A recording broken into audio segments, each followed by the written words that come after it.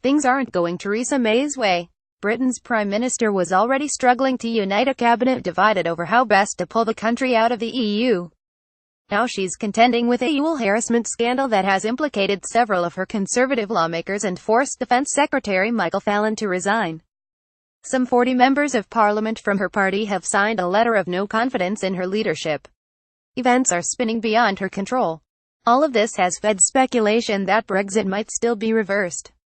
Yet there's no compelling evidence that those who voted for divorce have softened their stance on reclaiming control of British law and borders from bureaucrats in Brussels or their belief that the EU has a bleak future. Britons can see that European leaders want member states to give up yet more sovereignty on budgets and borders.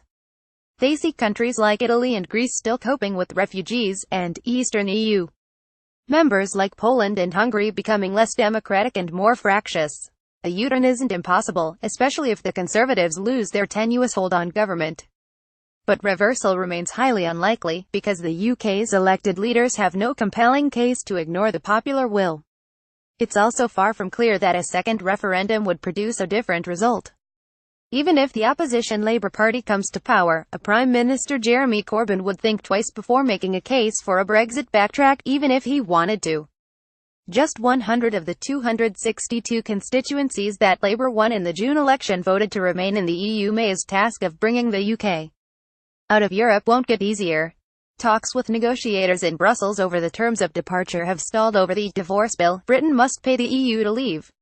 Boris Johnson and Michael Gove, May's former rivals for leadership, have been accused of secretly pressuring the Prime Minister to push for a harder Brexit and to prepare for the possibility of leaving the EU without a deal. Across the Channel, European leaders aren't trying to woo Britain back.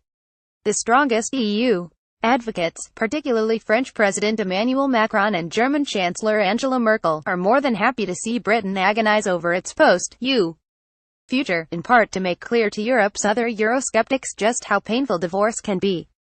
Nor will they miss Britain's consistent obstruction on issues like a common European defence policy, Euro integration and fiscal union.